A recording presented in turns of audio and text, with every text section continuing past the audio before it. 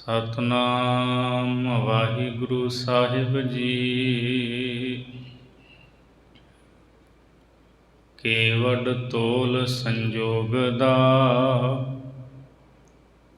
ਕੇਵਡ ਤੋਲ ਵਿਜੋਗ ਵਿਚਾਰਾ। ਕੇਵਡ ਹੱਸਣ ਆਖੀਐ, ਕੇਵਡ ਰੋਵਣ ਦਾ ਬਿਸਥਾਰਾ।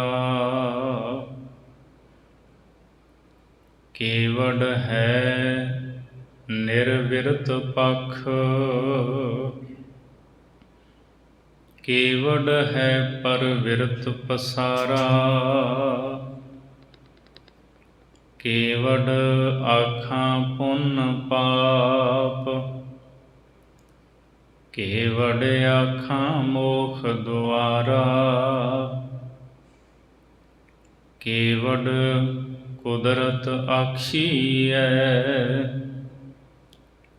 ਇਕ ਦੂੰ ਕੁਦਰਤ ਲਖ ਅਪਾਰਾ। ਦਾਨੈ ਕੀਮਤ ਨਾ ਪਵੈ, ਕੇਵਡ ਦਾਤਾ ਦੇਵਨ ਹਾਰਾ। ਅਕਥ ਕਥਾ ਅਵਗਤ ਨਿਰਧਾਰਾ, ਅਕਥ ਕਥਾ ਅਵਗਤ ਨਿਰਧਾਰਾ। ਵਾਹਿਗੁਰੂ ਜੀ ਕਾ ਖਾਲਸਾ, ਵਾਹਿਗੁਰੂ ਜੀ ਕੀ ਫਤਿਹ। ਪਰਮ ਸਤਿਕਾਰਯੋਗ ਚਵਰ ਛਤਰ ਤਖਤ ਦੇ ਮਾਲਕ, ਦਸਾਂ ਪਾਤਸ਼ਾਹੀਆਂ ਦੀ ਜੋਤ ਗੁਰਗੱਦੀ ਤੇ ਵਿਰਾਜਮਾਨ, ਸ਼ਬਦ ਗੁਰ ਪੀਰਾ ਗਹਿਰ ਗੰਭੀਰਾ, ਬਿਨ ਸ਼ਬਦੈ ਜਗ ਬਉਰਾਨੰ। ਧੰਨ ਸ੍ਰੀ ਗੁਰੂ ਗ੍ਰੰਥ ਸਾਹਿਬ ਮਹਾਰਾਜ ਜੀ ਦੀ ਪਵਿੱਤਰ ਹਜ਼ੂਰੀ ਦੇ ਅੰਦਰ ਹਾਜ਼ਰੀਆਂ ਭਰ ਰਹੀ ਸਤਿਗੁਰੂ ਪਾਤਸ਼ਾਹ ਜੀ ਦੀ ਸਾਜੀ ਨਿਵਾਜੀ ਗੁਰੂ ਰੂਪ ਗੁਰੂ ਖਾਲਸਾ ਸਾਧ ਸੰਗਤ ਜੀ, ਆਓ ਚਿੱਤ ਬਿਰਤੀਆਂ ਨੂੰ ਇਕਾਗਰ ਕਰਦਿਆਂ ਭਾਈ ਗੁਰਦਾਸ ਜੀ ਦੀਆਂ ਵਾਰਾਂ ਦੀ ਚੱਲ ਰਹੀ ਲੜੀਵਾਰ ਵਿਚਾਰ ਦੇ ਨਾਲ ਜੁੜੀਏ। 8ਵੀਂ ਵਾਰ ਦੀ 5ਵੀਂ ਪੌੜੀ ਤੋਂ ਅੱਜ ਦੀ ਵਿਚਾਰ ਆਰੰਭ ਹੁੰਦੀ ਹੈ। ਭਾਈ ਗੁਰਦਾਸ ਸਾਹਿਬ ਜੀ ਸਾਨੂੰ ਦੱਸ ਰਹੇ ਹੈ, ਕਾਦਰ ਦੀ ਜੋ ਕੁਦਰਤ ਹੈ, ਕੁਦਰਤ ਦੇ ਪਸਾਰੇ ਦਾ ਕੋਈ ਅੰਤ ਨਹੀਂ, ਤੇ ਕਾਦਰ ਦਾ ਪਰਮਾਤਮਾ ਦਾ ਤਾਂ ਕੋਈ ਅੰਤ ਕਿਵੇਂ ਪਾ ਲਵੇਗਾ। ਸੋ ਆਓ ਭਾਈ ਗੁਰਦਾਸ ਸਾਹਿਬ ਜੀ ਫਰਮਾਉਂਦੇ ਹੈ, ਵਾਹਿਗੁਰੂ ਸਾਹਿਬ ਜੀ ਕੇਵਡ ਤੋਲ ਸੰਜੋਗ ਦਾ, ਕੇਵਡ ਤੋਲ ਵਿਜੋਗ ਵਿਚਾਰਾ। ਸੰਜੋਗ ਦਾ ਅਰਥ ਹੁੰਦਾ ਮਿਲਾਪ, ਤੇ ਵਿਜੋਗ ਦਾ ਅਰਥ ਵਿਛੋੜਾ। ਭਾਈ ਗੁਰਦਾਸ ਸਾਹਿਬ ਜੀ ਕਹਿੰਦੇ ਨੇ, ਸੰਜੋਗ ਅਤੇ ਵਿਜੋਗ ਦੇ ਤੋਲ ਦਾ ਕਿੰਨਾ ਕੁ ਵਿਚਾਰ ਕਰੀਏ। ਜੇ ਸੰਜੋਗ ਤੇ ਵਿਜੋਗ ਦੀ ਗੱਲ ਕਰੀ ਜਾਈਏ ਤਾਂ ਇਹ ਵਿਚਾਰ ਕਦੇ ਵੀ ਮੁੱਕਣ ਵਾਲੀ ਨਹੀਂ ਹੈ, ਕਿਉਂਕਿ ਇੱਕ ਇੱਕ ਖਿਣ ਦੇ ਵਿੱਚ ਕਈਆਂ ਦਾ ਮਿਲਾਪ ਹੁੰਦਾ ਹੈ ਤੇ ਕਈ ਵਿਛੜ ਜਾਂਦੇ, ਉਹਨਾਂ ਦਾ ਵਿਛੋੜਾ ਹੁੰਦਾ ਹੈ। ਅਸੀਂ ਰੋਜ਼ ਸਤਿਗੁਰੂ ਦੀ ਇਹ ਬਾਣੀ ਪੜ੍ਹਦੇ ਹਾਂ, ਸੰਜੋਗ ਵਿਜੋਗ ਦੋਏ ਕਾਰ ਚਲਾਵਹਿ ਲੇਖੇ ਆਵਹਿ ਭਾਵ। ਪਰਮਾਤਮਾ ਨੇ ਇਹ ਸੰਜੋਗ ਤੇ ਵਿਜੋਗ ਦੋ ਬਣਾਏ ਹੈ। ਸੰਜੋਗ ਕਰਮ ਉਦੈ ਹੁੰਦਾ ਹੈ, ਸਾਡਾ ਮਿਲਾਪ ਹੋ ਜਾਂਦਾ ਹੈ। ਵਿਜੋਗ ਉਦੈ ਹੁੰਦਾ ਹੈ ਤੇ ਸਾਡਾ ਵਿਛੋੜਾ ਹੋ ਜਾਂਦਾ ਹੈ, ਜਿਨ੍ਹਾਂ ਨਾਲ ਅਸੀਂ ਮਿਲੇ ਹੋਏ ਹੁੰਦੇ ਹਾਂ। ਲੱਖਾਂ ਜੀਵ ਮਿਲਦੇ ਐ, ਲੱਖਾਂ ਹੀ ਵਿਛੜਦੇ ਐ ਇੱਕ ਖਿੰਨ ਦੇ ਵਿੱਚ। ਸੰਜੋਗ ਵਿਜੋਗ ਦੇ ਤੋਲ ਦਾ ਜਿਹੜਾ ਵਿਚਾਰ ਹੈ ਉਹ ਕਿੰਨਾ ਕੁ ਆਖੀਏ, ਭਾਵ ਨਹੀਂ ਆਖਿਆ ਜਾ ਸਕਦਾ, ਨਹੀਂ ਦੱਸਿਆ ਜਾ ਸਕਦਾ। ਕੇਵਡ ਹੱਸਣ ਆਖੀਐ, ਕੇਵਡ ਰੋਵਣ ਦਾ ਬਿਸਤਾਰਾ, ਕੇਵਡ ਰੋਵਣ ਦਾ ਬਿਸਥਾਰਾ। ਇਸੇ ਤਰ੍ਹਾਂ ਹੱਸਣ ਦਾ ਜੋ ਬੰਦੇ ਨੂੰ ਖੁਸ਼ੀ ਹੁੰਦੀ ਹੈ ਉਹਦਾ ਵਿਸਥਾਰ ਕਿੰਨਾ ਕੁ ਆਖੀਏ। ਫਿਰ ਜਦੋਂ ਬੰਦੇ ਨੂੰ ਦੁੱਖ ਆਉਂਦਾ ਹੈ, ਰੋਂਦਾ ਹੈ, ਰੋਣ ਦਾ ਵਿਸਥਾਰ ਕਿੰਨਾ ਕੁ ਆਖੀਏ। ਕਿਉਂ ਰੋ ਰਿਹਾ ਹੈ, ਕੀ ਕਾਰਨ ਹੈ, ਕਿਹੜੇ ਦੁੱਖ ਕਰਕੇ ਰੋਂਦਾ ਹੈ, ਹੱਸਦਾ ਕਿਉਂ ਹੈ, ਉਹਦੇ ਹੱਸਣ ਦਾ ਕੀ ਕਾਰਨ ਹੈ, ਕਿਹੜਾ ਸੁੱਖ ਮਿਲਿਆ। ਸੰਜੋਗ ਕਰਕੇ ਹੱਸਦਾ ਹੈ, ਵਿਜੋਗ ਕਰਕੇ ਰੋਂਦਾ ਹੈ। ਭਾਈ ਗੁਰਦਾਸ ਸਾਹਿਬ ਜੀ ਕਹਿੰਦੇ ਹੱਸਣ ਦਾ ਅਤੇ ਰੋਣ ਦਾ ਵਿਸਥਾਰ ਕਿੰਨਾ ਕੁ ਕਰੀਏ, ਭਾਵ ਇਹਦਾ ਵੀ ਵਿਸਥਾਰ ਕਰਕੇ ਪੂਰਨ ਤੌਰ 'ਤੇ ਦੱਸਿਆ ਨਹੀਂ ਜਾ ਸਕਦਾ। ਕੇਵਡ ਹੈ ਨਿਰਵਿਰਤ ਪੱਖ, ਕੇਵਡ ਹੈ ਪਰਵਿਰਤ ਪਸਾਰਾ। ਨਿਰਵਿਰਤ ਪੱਖ, ਜਿਹੜਾ ਨਿਰਵਿਰਤੀ ਦਾ ਪੱਖ, ਉਹ ਕਿੱਡਾ ਕੁ ਹੈ।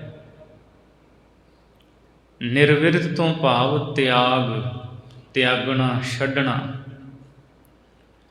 ਕਈ ਲੋਕ ਐਸੇ ਨੇ ਸੰਸਾਰ ਵਿੱਚ ਘਰ-ਬਾਰ ਛੱਡ ਗਏ, ਕਈ ਮਾਇਆ ਦਾ ਤਿਆਗ ਕਰ ਗਏ, ਕਈ ਪਰਿਵਾਰ ਨੂੰ ਛੱਡ ਕੇ ਹੀ ਚਲੇ ਗਏ, ਮੁੜ ਘਰ ਨਾ ਆਏ, ਕਈ ਜੰਗਲਾਂ ਵਿੱਚ ਭਟਕਦੇ ਰਹੇ।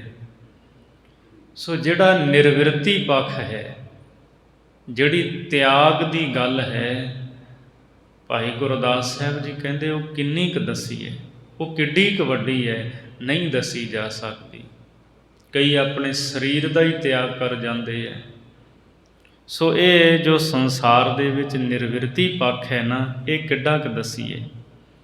ਕੇਵਡ ਹੈ ਪਰਵਿਰਤ ਪਸਾਰਾ, ਅਤੇ ਫਿਰ ਪਰਵਿਰਤੀ ਪੱਖ ਜੋ ਹੈ ਉਹਦਾ ਪਸਾਰਾ ਕਿੰਨਾ ਕੁ ਦੱਸੀਏ। ਗ੍ਰਸਤੀ ਜਿਹੜੇ ਆ ਉਹ ਪਰਵਿਰਤੀ ਪੱਖ ਵਿੱਚ ਆਉਂਦੇ ਹੈ, ਘਰ ਪਰਿਵਾਰ ਧੀਆਂ ਪੁੱਤਾਂ ਦੇ ਵਿੱਚ ਰਹਿੰਦੇ ਹੈ, ਰਿਸ਼ਤੇਦਾਰ ਸਾਕ ਸੰਬੰਧੀਆਂ ਦੇ ਨਾਲ ਮਿਲਦੇ ਹੈ। ਸੋ ਉਹ ਉਹਨਾਂ ਦਾ ਪਰਵਿਰਤ ਪੱਖ ਹੈ, ਜਿਹੜੇ ਸੰਸਾਰ ਦੇ ਨਾਲ ਜੁੜੇ ਹੋਏ ਹੈ, ਘਰ ਪਰਿਵਾਰ ਦੇ ਵਿੱਚ ਰਹਿੰਦੇ ਹੈ, ਦੁਨੀਆ ਦੇ ਭੋਗ ਜਿਹੜੇ ਹੈ, ਪਦਾਰਥ ਨੇ, ਉਹਨਾਂ ਨੂੰ ਮਾਣਦੇ ਹੈ। ਸੋ ਭਾਈ ਸਾਹਿਬ ਜੀ ਕਹਿੰਦੇ ਉਹ ਪਸਾਰਾ ਕਿੱਡਾ ਕੁ ਹੈ, ਇਹ ਵੀ ਨਹੀਂ ਦੱਸਿਆ ਜਾ ਸਕਦਾ।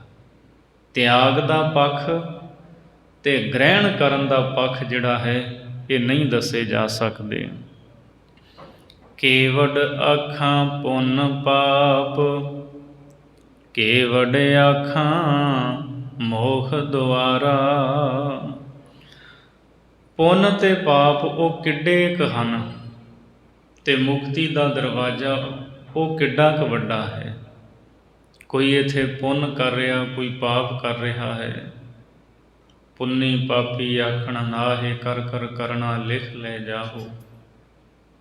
ਧੰਨ ਗੁਰੂ ਨਾਨਕ ਸਾਹਿਬ ਜੀ ਕਹਿੰਦੇ ਇਹ ਗੱਲ ਕਹਿਣ ਮਾਤਰ ਨਹੀਂ, ਪੁੰਨ ਕਰ ਰਿਹਾ, ਪਾਪ ਕਰ ਰਿਹਾ, ਉਹ ਲਿਖੀ ਜਾ ਰਹੀ ਹੈ। ਲਿਖ ਲੈ ਜਾਹੋ, ਸਾਰਾ ਕੁਝ ਇਹ ਤੇਰੇ ਨਾਲ ਜਾਵੇਗਾ। ਇਸ ਲਈ ਜੀਵਨ ਦੇ ਵਿੱਚ ਸੰਭਲ ਸੰਭਲ ਕੇ ਚੱਲ ਕਿ ਪਾਪ ਕਰਮ ਤੂੰ ਨਾ ਕਰੇ। ਕੇਵਡ ਆਖਾਂ ਪੁੰਨ ਪਾਪ, ਪੁੰਨ ਅਤੇ ਪਾਪ ਦੀ ਵਿਚਾਰ ਕਿੱਡੀ ਕੁ ਮੈਂ ਦੱਸਾਂ, ਉਹਦੇ ਬਾਰੇ ਵੀ ਨਹੀਂ ਦੱਸਿਆ ਜਾ ਸਕਦਾ। ਕੇਵਡ ਆਖਾਂ ਮੋਖ ਦੁਆਰਾ, ਅਤੇ ਜਿਹੜਾ ਮੁਕਤੀ ਦਾ ਦਰ ਹੈ ਗਿਆਨ, ਉਹ ਕਿੱਡਾ ਕੁ ਵੱਡਾ, ਉਹਦੀ ਕਿੰਨੀ ਕੁ ਵਿਚਾਰ ਆਖੀਏ, ਉਹਦੇ ਬਾਰੇ ਵੀ ਨਹੀਂ ਦੱਸਿਆ ਜਾ ਸਕਦਾ। ਇਹ ਜਿਹੜੀਆਂ ਗੱਲਾਂ ਭਾਈ ਗੁਰਦਾਸ ਜੀ ਸਾਨੂੰ ਦੱਸ ਰਹੇ ਨੇ, ਵਿਚਾਰ ਹੁੰਦੀ ਹੈ ਇਹਨਾਂ ਦੀ, ਤੋਲੀਆਂ ਜਾਂਦੀਆਂ, ਮਿਣੀਆਂ ਜਾਂਦੀਆਂ, ਪਰ ਪੂਰਨ ਤੌਰ 'ਤੇ ਨਹੀਂ। ਕੋਈ ਬੰਦਾ ਇੱਕ ਪਾਪ ਕਰਦਾ ਹੈ, ਸੈਂਕੜੇ ਜੀਵ ਨੇ ਦੁਨੀਆ 'ਤੇ, ਪਤਾ ਨਹੀਂ ਕੌਣ ਕਿਹੜਾ ਕਿਹੜਾ ਪਾਪ ਕਰਦਾ। ਕੋਈ ਤਨ ਕਰਕੇ ਕਰ ਰਿਹਾ, ਕੋਈ ਮਨ ਕਰਕੇ ਕਰ ਰਿਹਾ, ਕੋਈ ਬੋਲਾਂ ਕਰਕੇ ਕਰ ਰਿਹਾ ਹੈ। ਸੋ ਇਸ ਲਈ ਇਹਨਾਂ ਦਾ ਵਿਸਥਾਰ ਜਿਹੜਾ ਨਾ ਪੂਰਨ ਤੌਰ 'ਤੇ ਨਹੀਂ ਕੀਤਾ ਜਾ ਸਕਦਾ। ਮੁਕਤੀ ਦਾ ਦਰਵਾਜ਼ਾ, ਮੁਕਤੀ ਦਾ ਰਾਹ, ਭਾਵ ਇਹ ਹੈ ਵੀ ਜਿਵੇਂ ਦਰਵਾਜ਼ੇ ਰਾਹੀਂ ਘਰ ਦੇ ਵਿੱਚ ਦਾਖਲ ਹੋਇਆ ਜਾਂਦਾ ਹੈ। ਮੋਖ ਦੁਆਰ, ਮੁਕਤੀ ਦਾ ਦਰਵਾਜ਼ਾ ਹੈ ਗਿਆਨ, ਗੁਰੂ ਦੇ ਬਖਸ਼ੇ ਹੋਏ ਗਿਆਨ। ਉਹਨੂੰ ਕਮਾ ਕੇ ਫਿਰ ਬੰਦਾ ਬੰਧਨਾਂ ਤੋਂ ਮੁਕਤ ਹੁੰਦਾ ਹੈ। ਸੋ ਇਹ ਮੁਕਤੀ ਦਾ ਦਰਵਾਜ਼ਾ ਕਿੱਡਾ ਕੁ ਆਖਾਂ ਮੈਂ। ਕੇਵਡ ਕੁਦਰਤ ਆਖੀਐ, ਇਕ ਦੂ ਕੁਦਰਤ ਲੱਖ ਅਪਾਰਾ। ਕਾਦਰ ਦੀ ਜਿਹੜੀ ਕੁਦਰਤ ਹੈ, ਭਾਈ ਗੁਰਦਾਸ ਜੀ ਕਹਿੰਦੇ ਉਹ ਕਿੱਡੀ ਕੁ ਵੱਡੀ ਆਖੀ ਹੈ। ਕੀ ਦਸੀਏ ਵੀ ਇਹ ਕੁਦਰਤ ਕਿੱਡੀ ਕੁ ਵੱਡੀ ਹੈ। ਇੱਕ ਤੋਂ ਕੁਦਰਤ ਲੱਖ ਅਪਾਰਾ, ਕਹਿੰਦੇ ਉਹਦੀ ਜਿਹੜੀ ਕੁਦਰਤ ਹੈ ਨਾ, ਕੁਦਰਤ ਦਾ ਪਸਾਰਾ ਇੱਕ ਤੋਂ ਫਿਰ ਅੱਗੇ ਲੱਖਾਂ ਹਜ਼ਾਰਾਂ ਦੀ ਗਿਣਤੀ ਦੇ ਵਿੱਚ ਫੈਲ ਜਾਂਦਾ ਹੈ। ਦੱਸਿਆ ਨਹੀਂ ਜਾ ਸਕਦਾ। ਦੂਰ ਕਾਹਨੂੰ ਜਾਣਾ। ਇੱਕ ਕਣਕ ਦਾ ਦਾਣਾ ਧਰਤੀ ਦੇ ਵਿੱਚ ਬੀਜਿਆ ਤੇ ਫਿਰ ਉਹ ਇੱਕ ਦਾਣੇ ਤੋਂ 60-70 ਦਾਣੇ ਬਣ ਜਾਂਦੇ। ਉਹ 60-70 ਅੱਗੇ ਬੀਜੇ ਜਾਣਗੇ, ਫਿਰ ਸੈਂਕੜੇ ਹਜ਼ਾਰ ਲੱਖਾਂ ਦੇ ਵਿੱਚ। ਕਿੱਲੇ ਦੇ ਵਿੱਚ ਜਿੰਨੀ ਕਣਕ ਹੁੰਦੀ ਹੈ ਉਹਦੇ ਦਾਣੇ ਕੋਈ ਗਿਣ ਸਕਦਾ ਹੈ। ਬਾਕੀ ਗੱਲਾਂ ਸਾਰੀਆਂ ਛੱਡੋ, ਇੱਕ ਕਿੱਲੇ ਦੀ ਕਣਕ ਦੇ ਦਾਣੇ ਅਣਗਿਣਤ ਹਨ। ਕੁਦਰਤ ਦਾ ਜਿਹੜਾ ਪਸਾਰਾ ਹੈ, ਭਾਈ ਗੁਰਦਾਸ ਜੀ ਕਹਿੰਦੇ ਨਹੀਂ ਤੁਸੀਂ ਗਿਣ ਕੇ ਦੱਸ ਸਕਦੇ। ਇੱਕ ਤੋਂ ਕੁਦਰਤ ਲੱਖ ਅਪਾਰਾ, ਇੱਕ ਤੋਂ ਲੱਖਾਂ ਹਜ਼ਾਰਾਂ ਤੇ ਅਪਾਰਾ ਦਾ ਅਰਥ ਜਿਹਦੀ ਕੋਈ ਗਿਣਤੀ ਨਹੀਂ। ਕੁਦਰਤ ਦਾ ਜਿਹੜਾ ਪਸਾਰਾ ਹੈ ਉਹ ਪਰਮਾਤਮਾ ਨੇ ਪਸਾਰਿਆ ਹੈ। ਕਿੱਡਾ ਕੁ ਦਸੀਏ, ਕੁਝ ਨਹੀਂ ਦੱਸਿਆ ਜਾ ਸਕਦਾ। ਦਾਨੈ ਕੀਮਤ ਨਾ ਪਵੈ, ਕੇਵਡ ਦਾਤਾ ਦੇਵਨ ਹਾਰਾ। ਦਾਨੈ ਤੋਂ ਭਾਵ ਖਜ਼ਾਨਾ। ਦਾਨੈ ਕੀਮਤ ਨਾ ਪਵੈ, ਪਾਲਣ ਪੋਸ਼ਣ ਦਾ ਖਜ਼ਾਨਾ ਜੋ ਪਰਮਾਤਮਾ ਨੇ ਖੋਲ੍ਹ ਕੇ ਰੱਖਿਆ ਹੈ। ਭਾਈ ਸਾਹਿਬ ਜੀ ਕਹਿੰਦੇ ਉਹਦੀ ਕੀਮਤ ਨਹੀਂ ਪਾਈ ਜਾ ਸਕਦੀ, ਉਹਦੇ ਖਜ਼ਾਨੇ ਬਾਰੇ ਦੱਸਿਆ ਨਹੀਂ ਜਾ ਸਕਦਾ। ਕੇਵਡ ਦਾਤਾ ਦੇਵਨ ਹਾਰਾ, ਤੇ ਜਿਹੜਾ ਦਾਤਾ ਦੇਣ ਵਾਲਾ ਦਾਤਾ ਹੈ ਉਹ ਕਿੱਡਾ ਕੁ ਹੈ, ਇਹ ਵੀ ਨਹੀਂ ਦੱਸਿਆ ਜਾ ਸਕਦਾ। ਉਹ ਕਿੱਡਾ ਕੁ ਵੱਡਾ ਆਖਾਂ ਵੀ ਉਹ ਦਾਤਾ ਪਰਮਾਤਮਾ ਏਡਾ ਵੱਡਾ ਹੈ, ਉਹਦੇ ਖਜ਼ਾਨੇ ਜਿਹੜੇ ਨੇ ਉਹ ਇੰਨੇ ਵੱਡੇ ਨੇ। ਇਹਨਾਂ ਸਾਰਿਆਂ ਦੇ ਬਾਰੇ ਬਿਲਕੁਲ ਨਹੀਂ ਬੋਲਿਆ ਜਾ ਸਕਦਾ, ਬਿਲਕੁਲ ਦੱਸਿਆ ਨਹੀਂ ਜਾ ਸਕਦਾ। ਅਥਵਾ ਦਾਨੇ ਤੋਂ ਭਾਵ ਦਾਤ ਵੀ ਹੁੰਦਾ ਹੈ। ਦਾਨੈ ਕੀਮਤ ਨਾ ਪਵੈ। ਅਸੀਂ ਆਪਣਾ ਕੀਰਤਨ ਸੋਲਾ ਬਾਣੀ ਜਦੋਂ ਪੜ੍ਹਦੇ ਹਾਂ, ਤੇਰਾ ਦਾਨੈ ਕੀਮਤ ਨਾ ਪਵੈ, ਤਿਸ ਦਾਤੇ ਕਵਣ ਸੁਮਾਰ। ਹੇ ਪਰਮਾਤਮਾ, ਤੇਰੇ ਖਜ਼ਾਨੇ ਦੀ ਕੀਮਤ ਨਹੀਂ ਪਾਈ ਜਾ ਸਕਦੀ। ਤੇ ਦਾਤਾ ਜਿਹੜਾ ਦਾਤਾਂ ਦੇਣ ਵਾਲਾ ਹੈ, ਕਿੰਨੀਆਂ ਕੁ ਦਾਤਾਂ ਦਿੰਦਾ ਹੈ, ਕੋਈ ਗਿਣਤੀ ਕਰਕੇ ਨਹੀਂ ਦੱਸ ਸਕਦਾ। ਦਾਨੈ, ਉਹਦੀਆਂ ਦਾਤਾਂ ਦੀ ਕੀਮਤ ਨਹੀਂ ਪਾਈ ਜਾ ਸਕਦੀ। ਦਾਤਾ ਕਿੱਡਾ ਕੁ ਵੱਡਾ ਹੈ ਦੇਣਹਾਰਾ, ਕਿੱਡਾ ਕੁ ਉਸ ਨੂੰ ਆਖੀਏ।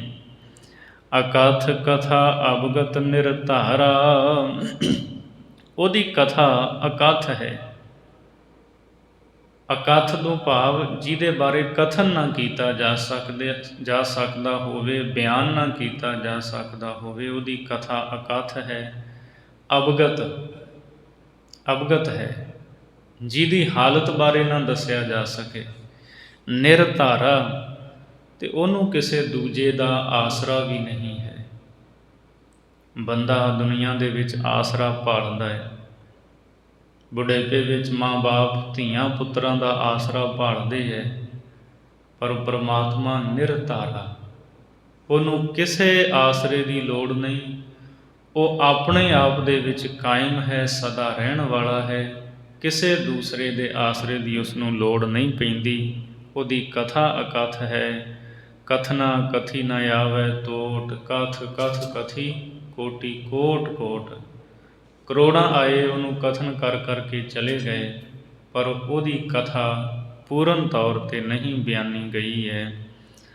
ਸੋ ਅਗਲੀ ਪੌੜੀ ਦੇ ਵਿੱਚ ਹੁਣ ਭਾਈ ਗੁਰਦਾਸ ਸਾਹਿਬ ਜੀ ਸੰਗਤ ਦਾ ਫਲ ਦੱਸਦੇ ਹੈ ਵੀ ਇਹ ਕਾਦਰ ਨੇ ਜਿਹੜੀ ਕੁਦਰਤ ਸਾਜੀ ਹੈ, ਬੇਅੰਤ ਜੀਵ ਹਨ ਇਹਦੇ ਵਿੱਚ, ਅਤੇ ਜਿਵੇਂ ਦੀ ਕੋਈ ਸੰਗਤ ਕਰਦਾ ਹੈ ਉੱਦਾਂ ਦਾ ਭਲਾ ਅਤੇ ਬੁਰਾ ਉਹ ਬਣ ਜਾਂਦਾ, ਅਸਰ ਉਹਦੇ ਮਨ ਦੇ ਉੱਤੇ ਪੈਂਦਾ ਹੈ।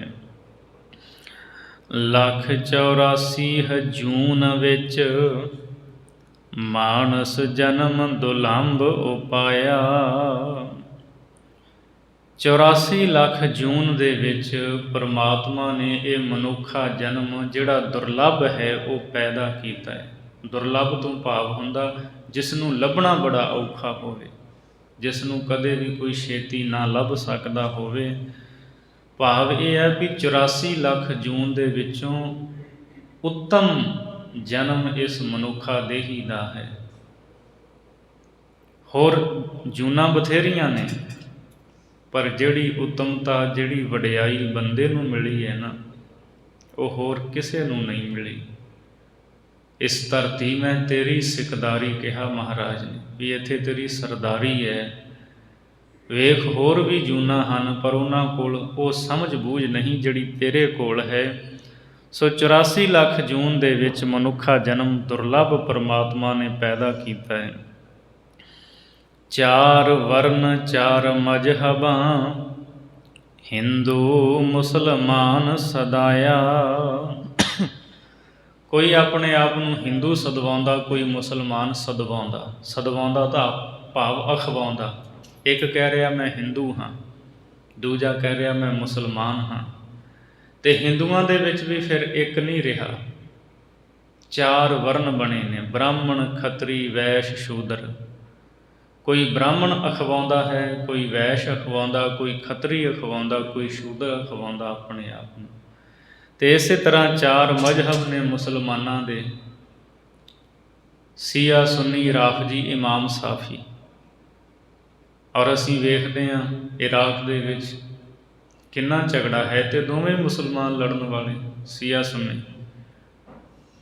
ਪਰ ਫਰਕ ਇੰਨਾ ਜ਼ਿਆਦਾ ਹੈ ਕਿ ਇੱਕ ਦੂਜੇ ਦੀ ਜਾਨ ਦੇ ਵੈਰੀ ਬਣੇ ਹੈ। ਸੋ ਭਾਈ ਗੁਰਦਾਸ ਸਾਹਿਬ ਜੀ ਕਹਿੰਦੇ ਕੋਈ ਹਿੰਦੂ ਸਦਵਾਉਂਦਾ, ਕੋਈ ਮੁਸਲਮਾਨ ਸਦਵਾਉਂਦਾ, ਉਹਨਾਂ ਵਿੱਚੋਂ ਵੀ ਕੋਈ 4 ਵਰਨਾਂ 'ਚੋਂ ਸਦਵਾ ਰਿਹਾ ਵੀ ਮੈਂ ਆਹ ਹਾਂ। ਮੁਸਲਮਾਨਾਂ ਦੇ ਵਿੱਚ 4 ਮਜ਼ਹਬ, ਉਹਨਾਂ 'ਚੋਂ ਆਪਣੇ ਆਪ ਨੂੰ ਅਖਵਾਉਂਦਾ ਵੀ ਮੈਂ ਸ਼ੀਆ ਹਾਂ, ਦੂਜਾ ਕਹਿੰਦਾ ਮੈਂ ਸੁੰਨੀ ਹਾਂ। ਇਸ ਤਰ੍ਹਾਂ ਕਿਤੜੇ ਪੁਰਖ ਵਖਾਣੀਅਨ, ਨਾਰ ਸੁਮਾਰ ਅਗਣਤ ਗਣਾਇਆ। ਕਿੰਨੇ ਪੁਰਖ ਕਹੇ ਜਾਂਦੇ ਹੈ, ਗਿਣਤੀ ਨਹੀਂ ਕੀਤੀ ਜਾ ਸਕਦੀ। ਕਿਤੜੇ ਪੁਰਖ ਵਖਾਣੀਅਨ, ਨਾਰ ਸੁਮਾਰ ਅਗਣਤ ਗਣਾਇਆ। ਨਾਰ, ਨਾਰੀ, ਇਸਤਰੀਆਂ ਦੀ ਸੁਮਾਰ ਜੋ ਗਿਣਤੀ ਹੈ ਉਹ ਵੀ ਅਣਗਿਣਤ ਹੈ। ਪੁਰਖ ਵੀ ਕਿੰਨੇ ਹਨ, ਇਸਤਰੀਆਂ ਵੀ ਗਿਣਤੀ ਤੋਂ ਰਹਿਤ ਹਨ। ਕੋਈ ਹਿੰਦੂ ਹੈ, ਕੋਈ ਮੁਸਲਮਾਨ ਹੈ। ਤ੍ਰੈ ਗੁਣ ਮਾਇਆ ਚਲਤ ਹੈ, ਬ੍ਰਹਮਾ ਵਿਸ਼ਨ ਮਹੇਸ਼ ਰਚਾਇਆ। ਰਜੋ ਤਮੋ ਸਤੋ, ਇਹ ਤਿੰਨਾਂ ਗੁਣਾਂ ਵਾਲੀ ਜਿਹੜੀ ਮਾਇਆ ਹੈ ਨਾ ਪਰਮਾਤਮਾ ਦੀ, ਭਾਈ ਗੁਰਦਾਸ ਜੀ ਕਹਿੰਦੇ ਇਹ ਮਾਇਆ ਦਾ ਕੌਤਕ ਹੈ। ਬ੍ਰਹਮਾ ਵਿਸ਼ਨ ਮਹੇਸ਼ ਰਚਾਇਆ, ਕਿ ਉਸ ਨੇ ਬ੍ਰਹਮਾ, ਵਿਸ਼ਨੂੰ ਅਤੇ ਮਹੇਸ਼ ਇਹਨਾਂ ਨੂੰ ਰਚਿਆ ਹੈ, ਇਹਨਾਂ ਨੂੰ ਬਣਾਇਆ ਹੈ। ਇਹ ਕੁਦਰਤ ਦਾ, ਪਰਮਾਤਮਾ ਦੀ ਤ੍ਰਿਗੁਣੀ ਜਿਹੜੀ ਮਾਇਆ ਹੈ ਉਸ ਦਾ ਇਹ ਕੌਤਕ ਹੈ। ਬ੍ਰਹਮਾ, ਵਿਸ਼ਨੂੰ ਅਤੇ ਸ਼ਿਵ ਜੀ ਇਹ ਰਚ ਦਿੱਤੇ, ਬਣਾ ਦਿੱਤੇ। ਵੇਦ ਕਤੇਬਾਂ ਵਾਚਦੇ, ਇੱਕ ਸਾਹਿਬ ਦੋਏ ਰਾਹ ਚਲਾਇਆ। ਕੋਈ ਵੇਦਾਂ ਨੂੰ ਵਾਚਦਾ, ਪੜ੍ਹਦਾ ਹੈ, ਕੋਈ ਕਤੇਬਾਂ ਨੂੰ। ਹਿੰਦੂਆਂ ਦੇ 4 ਵੇਦ ਹਨ ਅਤੇ ਮੁਸਲਮਾਨਾਂ ਦੇ 4 ਕਤੇਬ ਹਨ। 4 ਉਹਨਾਂ ਦੀਆਂ ਕਤੇਬਾਂ ਹਨ। ਕੁਰਾਨ, ਤੌਰੇਤ, ਜੰਬੂਰ ਅਤੇ ਅੰਜੀਲ, ਇਹ 4 ਧਰਮ ਪੁਸਤਕ ਹਨ ਮੁਸਲਮਾਨਾਂ ਦੇ। ਵੇਦ ਕਤੇਬਾਂ ਵਾਚਦੇ, ਹਿੰਦੂ ਵੇਦਾਂ ਨੂੰ ਪੜ੍ਹਦੇ ਵਾਚਦੇ ਹੈ, ਮੁਸਲਮਾਨ ਕਿਤਾਬਾਂ ਨੂੰ ਪੜ੍ਹਦੇ ਵਿਚਾਰਦੇ ਹੈ। ਇੱਕ ਸਾਹਿਬ, ਇਹਨਾਂ ਦੋਹਾਂ ਦਾ ਮਾਲਕ ਇੱਕੋ ਹੀ ਹੈ। ਪਰਮਾਤਮਾ ਜਿਹੜਾ, ਇਹ ਨਹੀਂ ਵੀ ਮੁਸਲਮਾਨਾਂ ਦਾ ਵੱਖਰਾ ਅਤੇ ਹਿੰਦੂਆਂ ਦਾ ਵੱਖਰਾ। ਭਾਈ ਗੁਰਦਾਸ ਜੀ ਕਹਿੰਦੇ ਸਾਹਿਬ ਇੱਕ ਹੈ, ਦੋਏ ਰਾਹ ਚਲਾਇਆ। ਪਰ ਦੋ ਰਾਹ ਜਿਹੜੇ ਹੈ ਉਹ ਚਲਾਏ ਹੋਏ ਹੈ। ਇੱਕ ਮੁਸਲਮਾਨ ਹੈ, ਉਹਦੇ ਸ਼ਰ੍ਹਾ ਦੇ ਨਿਯਮ ਉਹਦੇ ਮੁਤਾਬਕ ਚੱਲਦਾ ਹੈ। ਹਿੰਦੂ ਜਿਹੜਾ ਹੈ ਵੇਦਾਂ ਨੂੰ ਪੜ੍ਹਦਾ ਹੋਇਆ ਅਤੇ ਉਹਦੇ ਜਿਹੜੇ ਗ੍ਰੰਥਾਂ ਵਿੱਚ ਸਿੱਖਿਆ ਦਿੱਤੀ ਉਹਦੇ ਮੁਤਾਬਕ ਚੱਲਦਾ ਹੈ। ਮਾਲਕ ਇੱਕੋ ਹੀ ਹੈ ਦੋਵਾਂ ਦਾ, ਪਰ ਰਾਹ ਦੋ ਚਲਾ ਰੱਖੇ ਹੈ। ਸਿਵ ਸ਼ਕਤੀ ਵਿੱਚ ਖੇਲ ਕਰ, ਜੋਗ ਭੋਗ ਬਹੁ ਚਲਤ ਬਣਾਇਆ। ਸ਼ਿਵ ਸ਼ਕਤੀ ਦੇ ਵਿੱਚ ਇਹ ਵੱਡਾ ਖੇਡ ਕੀਤਾ ਹੋਇਆ ਹੈ। ਸ਼ਿਵ ਤੋਂ ਭਾਵ ਸਤੋ ਗੁਣ ਈਸ਼ਵਰ, ਸ਼ਕਤੀ ਤੋਂ ਭਾਵ ਤਮੋ ਗੁਣ ਜਿਹੜੀ ਮਾਇਆ ਹੈ। ਸਤੋ ਤੇ ਤਮੋ ਦਾ ਇਹ ਵੱਡਾ ਤਮਾਸ਼ਾ ਹੈ, ਇਹ ਵੱਡੀ ਖੇਡ ਹੈ ਪੈਦਾ ਕੀਤੀ ਹੋਈ। ਜਿਹੜੇ ਸਤੋ ਗੁਣੀ ਨੇ ਉਹ ਈਸ਼ਵਰ ਦੇ ਭਜਨ ਸਿਮਰਨ ਵਿੱਚ ਲੱਗੇ ਹੋਏ ਹੈ, ਯੋਗ ਜੁੜੇ ਹੋਏ ਹੈ। ਅਤੇ ਜਿਹੜੇ ਤਮੋ ਗੁਣੀ ਹਨ, ਮਾਇਕ ਲੋਕ ਹਨ, ਉਹ ਭੋਗ, ਉਹ ਪਦਾਰਥਾਂ ਦੇ ਵਿੱਚ ਲੱਗੇ ਹੋਏ ਹੈ। ਪਦਾਰਥਾਂ ਦਾ ਸੁੱਖ ਮਾਣਦੇ ਹੈ, ਪਦਾਰਥਾਂ ਦਾ ਰਸ ਮਾਣਦੇ ਹੈ। ਸਤੋ ਤਮੋ ਵਿੱਚ ਖੇਡ ਕੇ ਇਹ ਜਿਹੜੇ ਲੋਕ ਨੇ ਯੋਗ ਭੋਗ ਦਾ ਰਸ ਲੈਂਦੇ ਹੈ। ਕੋਈ ਯੋਗ ਰੱਬ ਦੇ ਚਰਨਾਂ ਵਿੱਚ ਜੁੜਿਆ, ਕੋਈ ਪਦਾਰਥਾਂ ਨਾਲ ਜੁੜਿਆ ਹੋਇਆ ਹੈ। ਇਹ ਬਹੁਤ ਵੱਡਾ ਜਿਹੜਾ ਕੌਤਕ ਹੈ ਇਹ ਬਣਾਇਆ ਹੋਇਆ ਹੈ। ਸਾਧ ਅਸਾਧ ਸੰਗਤ ਫਲ ਪਾਇਆ। ਸਾਧ ਜਿਹੜੇ ਗੁਰਮੁਖ ਹਨ ਅਤੇ ਅਸਾਧ ਜਿਹੜੇ ਮਨਮੁਖ ਹਨ। ਭਾਈ ਗੁਰਦਾਸ ਜੀ ਕਹਿੰਦੇ ਉਹਨਾਂ ਦੀ ਸੰਗਤ ਦਾ ਫਲ ਬੰਦੇ ਨੇ ਪਾਇਆ ਹੈ। ਗੁਰਮੁਖਾਂ ਦੀ ਸੰਗਤ ਕਰਦਾ ਉਹ ਰੱਬ ਦੇ ਚਰਨਾਂ ਨਾਲ ਜੁੜਿਆ ਹੈ। ਕੋਈ ਮਨਮੁਖਾਂ ਦੀ ਸੰਗਤ ਕਰ ਰਿਹਾ ਹੈ, ਉਹਨੂੰ ਸਿਰਫ ਦੁਨੀਆ ਦੇ ਪਦਾਰਥਾਂ ਦੇ ਨਾਲ ਹੀ ਲਗਾਵ ਹੈ। ਇਸੇ ਲਈ ਬਾਬਾ ਕਬੀਰ ਸਾਹਿਬ ਜੀ ਕਹਿੰਦੇ, ਕਬੀਰ ਸਾਕਤ ਸੰਗ ਨਾ ਕੀਜੀਐ, ਦੂਰ ਹੈ ਜਾਈਐ ਭਾਗ, ਬਾਸਨ ਕਾਰੋ ਪਰਸੀਐ, ਤਉ ਕਛ ਲਾਗੈ ਦਾਗ। ਕਹਿੰਦੇ ਸਾਕਤ ਬੰਦੇ ਦੀ ਸੰਗਤ ਨਾ ਕਰਿਆ ਕਰ, ਗੁਰਮੁਖਾਂ ਦੀ ਸੰਗਤ ਕਰਿਆ ਕਰ। ਸੰਗਤ ਕਾ ਗੁਣ ਬਹੁਤ ਅਦਕਾਈ, ਪੜ ਸੂਆ ਗਨਕ ਉਦਾਰੇ। ਗਨਕਾ ਦਾ ਉਧਾਰ ਹੋ ਗਿਆ, ਤੋਤੇ ਨੂੰ ਪੜਾਉਂਦੀ ਰਹੀ। ਕਬੀਰ ਮਨ ਪੰਖੀ ਭਇਆ, ਉੱਡ ਉੱਡ ਦਿਸ ਜਾਏ, ਜੋ ਜੈਸੀ ਸੰਗਤ ਮਿਲੈ ਸੋ ਤੈਸੋ ਫਲ ਖਾਏ। ਕਹਿੰਦੇ ਮਨ ਤਾਂ ਪੰਛੀ ਹੈ, ਦਸਾਂ ਹੀ ਦਿਸ਼ਾਵਾਂ ਦੇ ਵਿੱਚ ਉੱਡ ਉੱਡ ਕੇ ਜਾਂਦਾ ਹੈ। ਜਿੱਦਾਂ ਦੀ ਸੰਗਤ ਇਸ ਨੂੰ ਮਿਲੇਗੀ ਇਹਨੇ ਉੱਦਾਂ ਦਾ ਹੀ ਬਣ ਜਾਣਾ ਹੈ। ਉਹੋ ਜਿਹਾ ਫਲ ਮਿਲੇਗਾ, ਉਹੀ ਫਲ ਇਹਨੂੰ ਖਾਣਾ ਪੈਣਾ ਹੈ। ਸੋ ਸਾਧ ਅਸਾਧ ਸੰਗਤ ਫਲ ਪਾਇਆ। ਚੰਗਾ ਅਤੇ ਬੁਰਾ, ਭਲੇ ਪੁਰਸ਼ਾਂ ਦੀ ਸੰਗਤ ਚੰਗਾ ਫਲ ਮਿਲੇਗਾ ਅਤੇ ਮਨਮੁਖਾਂ ਦੀ ਸੰਗਤ ਜਿਹੜੇ ਬੁਰੇ ਪੁਰਸ਼ ਨੇ ਉਹ ਫਿਰ ਫਲ ਵੀ ਭੈੜਾ ਦੁੱਖ ਹੀ ਮਿਲੇਗਾ। ਸੋ ਇਸ ਤਰ੍ਹਾਂ ਇਹ ਜੀਵ ਨੇ ਭਲਾ ਅਤੇ ਬੁਰਾ ਜਿਹੜਾ ਸੰਗਤ ਦਾ ਫਲ ਪ੍ਰਾਪਤ ਕੀਤਾ ਹੈ।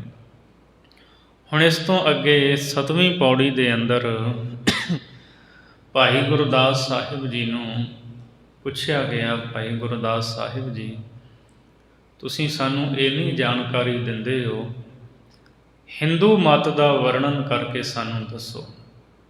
ਉਹਨਾਂ ਦੇ ਵਿੱਚ ਕੀ ਕੁਝ ਹੋ ਰਿਹਾ, ਕੀ ਕੁਝ ਕਰਨ ਵਾਸਤੇ ਕਿਹਾ ਜਾ ਰਿਹਾ ਹੈ, ਉਹਦਾ ਸਾਨੂੰ ਚਾਨਣਾ ਪਾਓ। ਤਾਂ ਭਾਈ ਗੁਰਦਾਸ ਸਾਹਿਬ ਜੀ ਹੁਣ ਹਿੰਦੂ ਮਤ ਦਾ ਵਰਣਨ ਕਰਦੇ ਹੈ। ਚਾਰ ਵਰਨ ਛੇ ਦਰਸਨਾ, ਸ਼ਾਸਤਰ ਵੇਦ ਪੁਰਾਣ ਸੁਣਾਇਆ। ਭਾਈ ਸਾਹਿਬ ਜੀ ਕਹਿੰਦੇ ਹਿੰਦੂਆਂ ਦੇ ਵਿੱਚ ਚਾਰ ਵਰਨ ਹਨ, ਖੱਤਰੀ, ਬ੍ਰਾਹਮਣ, ਵੈਸ਼ ਅਤੇ ਸ਼ੂਦਰ। ਬ੍ਰਾਹਮਣ ਨੂੰ ਸਭ ਤੋਂ ਉੱਚਾ ਅਤੇ ਉੱਤਮ ਗਿਣਿਆ ਗਿਆ। ਦੂਜੇ ਨੰਬਰ 'ਤੇ ਰੱਖਿਆ ਖੱਤਰੀ ਨੂੰ, ਤੀਜੇ 'ਤੇ ਵੈਸ਼ ਨੂੰ ਅਤੇ ਸ਼ੂਦਰ ਨੂੰ ਨੀਵਾਂ ਨੀਚ ਗਿਣਦੇ ਆ ਉਹ। ਸੋ ਚਾਰ ਵਰਨ ਹਨ ਹਿੰਦੂਆਂ ਦੇ ਵਿੱਚ। ਛੇ ਦਰਸ਼ਨਾਂ, 6 ਸ਼ਾਸਤਰ ਨੇ ਇਹਨਾਂ ਦੇ। ਸ਼ਾਸਤਰ ਵੇਦ ਪੁਰਾਣ ਸੁਣਾਇਆ। 4 ਵੇਦ 18 ਪੁਰਾਣ ਧਰਮ ਪੁਸਤਕ ਇਹ ਸੁਣਾਏ ਜਾਂਦੇ ਹੈ। ਜਿਹੜੇ ਹਿੰਦੂ ਨੇ ਨਾ, ਇਹਨਾਂ ਵਿੱਚ 4 ਵਰਣ 6 ਸ਼ਾਸਤਰ 4 ਵੇਦਾਂ 18 ਪੁਰਾਣਾਂ ਨੂੰ ਇਹਨਾਂ ਦੇ ਜਿਹੜੇ ਆਗੂ ਨੇ ਨਾ, ਉਹ ਲੋਕਾਂ ਨੂੰ ਸੁਣਾਉਣ ਲੱਗੇ ਹੈ। ਦੇਵੀ ਦੇਵ ਸਰੇਵ ਦੇ ਦੇਵ ਸਥਲ ਤੀਰਥ ਪਰਮਾਇਆ। ਤੇ ਇਹਨਾਂ ਗ੍ਰੰਥਾਂ ਦੀ ਸਿੱਖਿਆ ਮੁਤਾਬਕ ਦੇਵੀ ਦੇਵ ਸਰੇਵ ਦੇ, ਪਾਠ ਸਰੇਵ ਦੇ ਹੈ। ਭਾਈ ਸਾਹਿਬ ਜੀ ਕਹਿੰਦੇ ਇਹਨਾਂ ਗ੍ਰੰਥਾਂ ਦੀ ਸਿੱਖਿਆ ਅਨੁਸਾਰ ਅਨੇਕਾਂ ਹੀ ਹਿੰਦੂ ਲੋਕ ਜਿਹੜੇ ਹੈ ਦੇਵੀਆਂ ਨੂੰ ਤੇ ਦੇਵਤਿਆਂ ਨੂੰ ਪੂਜਦੇ ਹੈ, ਉਹਨਾਂ ਦੀ ਪੂਜਾ ਕਰਦੇ ਹੈ। ਦੇਵ ਸਥਲ, ਜਿਹੜੇ ਦੇਵਤਿਆਂ ਦੇ ਸਥਲ ਅਸਥਾਨ ਭਾਵ ਮੰਦਰ ਹਨ, ਠਾਕੁਰ ਦੁਆਰੇ ਹੈ, ਉੱਥੇ ਜਾਂਦੇ ਹੈ, ਪੂਜਾ ਕਰਦੇ ਹੈ। ਤੀਰਥ ਪਰਮਾਇਆ, ਤੇ ਤੀਰਥਾਂ 'ਤੇ ਜਾ ਕੇ ਆਪਣੇ ਆਪ ਨੂੰ ਪਰਮਾਇਆ ਲੋਕਾਂ ਨੇ। ਤੀਰਥ ਯਾਤਰਾ ਕਰਦੇ ਹੈ, ਉੱਥੇ ਜਾਂਦੇ ਹੈ। ਅਥਵਾ ਜਿਹੜੇ ਇਹਨਾਂ ਦੇ ਆਗੂ ਹੈ ਨਾ, ਉਹ ਦੇਵੀ ਦੇਵਤਿਆਂ ਦੀ ਸੇਵਾ ਪੂਜਾ ਅਤੇ ਠਾਕੁਰ ਦੁਆਰੇ ਜਿਹੜੇ ਨੇ ਉਹਨਾਂ ਵੱਲ, ਤੀਰਥਾਂ ਵੱਲ ਲੋਕਾਂ ਨੂੰ ਭਰਮਾਉਣ ਲੱਗੇ ਹੈ। ਗਣ ਗੰਧਰਵ ਅਪੱਛਰਾਂ ਸੁਰਪਤ ਇੰਦਰ ਇੰਦਰਾਸਣ ਛਾਇਆ। ਕਈ ਗਣ ਗੰਧਰਵ ਤੇ ਅਪੱਛਰਾਂ ਨੂੰ ਮੰਨਦੇ ਹੈ। ਸ਼ਿਵ ਜੀ ਦੇ ਗਣ ਨੇ, ਗੰਧਰਵ ਜਿਹੜੇ ਦੇਵਤਿਆਂ ਦੇ ਰਾਗੀ ਮੰਨੇ ਗਏ ਹੈ, ਹਾ ਹਾ ਹੂ ਹੂ, ਤੇ ਅਪੱਛਰਾਂ ਸੁਰਗਪੁਰੀ ਦੀਆਂ ਪਰੀਆਂ, ਕਈ ਇਹਨਾਂ ਨੂੰ ਪੂਜਣ ਮੰਨਣ ਵਿੱਚ ਲੱਗੇ ਹੋਏ ਹੈ। ਗਣ ਗੰਧਰਵ ਅਪੱਛਰਾਂ ਸੁਰਪਤ ਇੰਦਰ ਇੰਦਰਾਸਣ ਛਾਇਆ। ਸੁਰਪਤ ਦੇਵਤਿਆਂ ਦਾ ਪਤੀ ਜੋ ਇੰਦਰ ਹੈ ਉਹ, ਤੇ ਇੰਦਰਾਸਣ ਇੰਦਰ ਦਾ ਆਸਣ, ਕਈ ਉਹਦੇ 'ਤੇ ਛਾਇਆ ਬੈਠਣ ਲੱਗੇ ਹੈ। ਭਾਵ ਕੋਈ ਸੁਰਗਪੁਰੀ ਦੀ ਲਾਲਸਾ ਰੱਖ ਕੇ ਇੰਦਰ ਦੀ ਪੂਜਾ ਕਰ ਰਿਹਾ ਹੈ, ਕੋਈ ਉਹਦੀ ਪਦਵੀ 'ਤੇ ਪਹੁੰਚਣ ਤੱਕ ਉੱਥੇ ਜਾਣ ਦੇ ਵਾਸਤੇ ਸਾਧਨ ਕਰ ਰਿਹਾ ਹੈ। ਜਤੀ ਸਤੀ ਸੰਤੋਖੀਆਂ ਸਿੱਧਨਾਥ ਅਵਤਾਰ ਗਣਾਇਆ। ਕਈ ਜਤੀ ਸਤੀ ਤੇ ਸੰਤੋਖੀਆਂ ਨੂੰ ਮੰਨਣ ਵਿੱਚ ਲੱਗੇ ਹੋਏ ਹੈ। ਕੋਈ ਜਤੀਆਂ ਨੂੰ, ਕੋਈ ਸਤੀਆਂ ਨੂੰ, ਕੋਈ ਸੰਤੋਖੀਆਂ ਨੂੰ ਮੰਨਦਾ ਹੈ। ਸਿੱਧਨਾਥ ਅਵਤਾਰ ਗਣਾਇਆ, ਤੇ ਕੋਈ ਜਿਹੜੇ ਸਿੱਧ ਨੇ 84 ਸਿੱਧ, 9 ਨਾਥ ਤੇ 24 ਅਵਤਾਰ, ਇਹਨਾਂ ਨੂੰ ਮੰਨਦੇ, ਇਹਨਾਂ ਦੀ ਪੂਜਾ ਕਰਨ ਦੇ ਵਿੱਚ ਲੱਗੇ। ਇਹਨਾਂ ਦੀ ਗਿਣਤੀ ਕਰ ਕਰਕੇ ਕੋਈ ਕਿਸੇ ਅਵਤਾਰ ਨੂੰ ਮੰਨਦਾ, ਕੋਈ ਕਿਸੇ ਅਵਤਾਰ ਨੂੰ ਮੰਨਦਾ, ਪੂਜਾ ਕਰਦਾ ਹੈ। ਜਪ ਤਪ ਸੰਜਮ ਹੋਮ ਜਗ ਵਰਤ ਨੇਮ ਨਈ ਵੇਦ ਪੁਜਾਇਆ। ਕਈ ਜਪ ਤਪ ਸੰਜਮ ਹੋਮ ਤੇ ਯੱਗ ਕਰਨ ਦੇ ਵਿੱਚ ਲੱਗੇ ਹੋਏ ਹੈ। ਜਿਵੇਂ ਜਿਵੇਂ ਇਹਨਾਂ ਦੇ ਗ੍ਰੰਥਾਂ ਵਿੱਚ ਸਿੱਖਿਆ ਦਿੱਤੀ ਹੈ, ਉਸ ਤਰ੍ਹਾਂ ਦੇ ਕਰਮਾਂ ਦੇ ਵਿੱਚ ਲੱਗੇ ਹੋਏ ਨੇ। ਵਰਤ ਨੇਮ ਨਈ ਵੇਦ ਪੁਜਾਇਆ। ਕਈ ਵਰਤਾਂ ਦੇ ਨੇਮ ਕਰਦੇ ਹੈ, ਕੋਈ ਬ੍ਰਤ ਕਰ ਰਿਹਾ, ਕੋਈ ਅਸ਼ਟਮੀ ਦਾ ਵਰਤ ਰੱਖ ਰਿਹਾ ਹੈ, ਕੋਈ ਇਕਾਦਸ਼ੀ ਦਾ ਰੱਖ ਰਿਹਾ ਹੈ, ਕਿਸੇ ਨੇ ਕੋਈ ਨੇਮ ਧਾਰਨ ਕੀਤਾ ਹੋਇਆ, ਮੈਂ ਸਾਰੀ ਉਮਰ ਪੈਰਾਂ ਦੇ ਵਿੱਚ ਜੋੜਾ ਹੀ ਨਹੀਂ ਪਾਉਣਾ, ਐਸੇ ਨੇਮ ਕਰਨ ਵਿੱਚ ਕਈ ਲੱਗੇ ਹੈ। ਨਈ ਵੇਦ ਪੁਜਾਇਆ, ਤੇ ਨਈ ਵੇਦ ਕਹਿੰਦੇ ਨੇ ਜਿਹੜੇ ਠਾਕੁਰ ਨੇ ਉਹਨਾਂ ਦੇ ਨਿਮਿਤ ਅਰਪਣ ਕੀਤੀ ਵਸਤੂ ਭੋਜਨ, ਉਹਦੇ ਭੋਗ ਲਾਉਣ ਦੇ ਵਿੱਚ ਲੱਗੇ ਹੈ। ਸੋ ਇਸ ਤਰ੍ਹਾਂ ਪੂਜਾ ਕਰਦੇ ਹੈ। ਸਿਖਾ ਸੂਤਰ ਮਾਲਾ ਤਿਲਕ ਪਿਤਰ ਕਰਮ ਦੇਵ ਕਰਮ ਕਮਾਇਆ। ਸਿਖਾ, ਕਈਆਂ ਨੇ ਆਪਣੇ ਸਿਰ ਦੇ ਵਾਲ ਬਾਕੀ ਤਾਂ ਸਾਰੇ ਕਟਾਏ ਹੋਏ ਨੇ, ਤੇ ਸਿਰ ਦੇ ਵਿਚਕਾਏ ਗੇਠਕ ਜਿਹੜੀ ਹੈ ਬੋਦੀ ਉਹ ਰੱਖੀ ਹੈ। ਸਿਖਾ ਕਹਿੰਦੇ ਬੋਦੀ ਨੂੰ। ਸਿਖਾ ਸੂਤਰ, ਤੇ ਕਈ ਗਲੇ ਵਿੱਚ ਸੂਤਰ ਜਨੇਊ ਪਾਉਂਦੇ ਹੈ। ਮਾਲਾ ਤਿਲਕ, ਕਈ ਫਿਰ ਗਲ ਦੇ ਵਿੱਚ ਮਾਲਾ ਪਾਉਂਦੇ ਹੈ। ਕੰਠ ਵਿੱਚ ਰੁਦਰਾਖ ਦੀ, ਕਈ ਮੱਥੇ 'ਤੇ ਤਿਲਕ ਲਾਉਂਦੇ ਹੈ। ਵੈਸ਼ਨਵ ਜਿਹੜੇ ਉਹਨਾਂ ਦੇ 12 ਤਿਲਕ ਨੇ, ਤਿਲਕ ਲਾਉਂਦੇ ਹੈ। ਪਿਤਰ ਕਰਮ ਦੇਵ ਕਰਮ ਕਮਾਇਆ, ਕਈ ਪਿਤਰ ਕਰਮ ਕਰਦੇ ਹੈ। ਪਿਤਰ ਕਰਮ ਜਿਹੜੇ ਮਰ ਚੁੱਕੇ, ਜਿਵੇਂ ਸਰਾਧ ਕਰਦੇ ਹੈ ਲੋਕ, ਅਖੇ ਭੋਜਨ ਉਹਨਾਂ ਨੂੰ ਪੁੱਜਦਾ ਹੈ, ਗੁਰਮਤਿ ਦੀ ਮਰਿਆਦਾ ਨਹੀਂ ਹੈ। ਕਈ ਸਿੱਖ ਵੀ ਕਰਦੇ ਹੈ ਪਿਤਰ ਕਰਮ, ਜਦੋਂ ਕਿ ਗੁਰਬਾਣੀ ਸਾਨੂੰ ਇਸ ਤੋਂ ਮਨਾਹੀ ਕਰਦੀ ਹੈ। ਜੀਵਤ ਪਿਤਰ ਨਾ ਮਾਨੈ ਕੋ, ਮੂਏ ਸਰਾਧ ਕਰਾਹੀ। ਪਿਤਰ ਭੀ ਬਪੁਰੇ ਕਹੋ ਕਿਉਂ ਪਾਵਹਿ, ਕਊਆ ਕੂਕਰ ਖਾਹੀ। ਸਿੱਖ ਸਰਾਧ ਨਹੀਂ ਕਰਦਾ।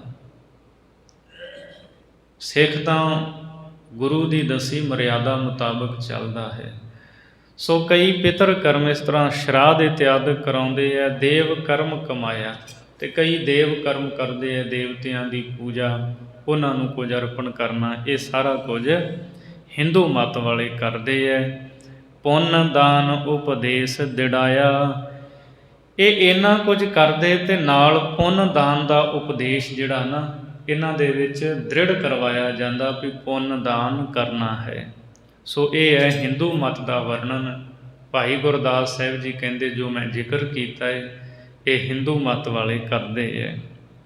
ਹੁਣ ਇਸ ਤੋਂ ਅੱਗੇ ਜਿਹੜੇ ਮੁਸਲਮਾਨ ਹਨ, ਇਸਲਾਮੀ ਮਤ, ਉਹ ਕੀ ਕਰਦੇ ਆ। ਜਦੋਂ ਭਾਈ ਗੁਰਦਾਸ ਸਾਹਿਬ ਨੂੰ ਪੁੱਛਿਆ ਤਾਂ ਭਾਈ ਗੁਰਦਾਸ ਸਾਹਿਬ ਜੀ ਅਗਲੀ 8ਵੀਂ ਪੌੜੀ ਦੇ ਵਿੱਚ ਮੁਹੰਮਦੀ ਮਤ ਦਾ ਜ਼ਿਕਰ ਕਰ ਰਹੇ ਹੈ।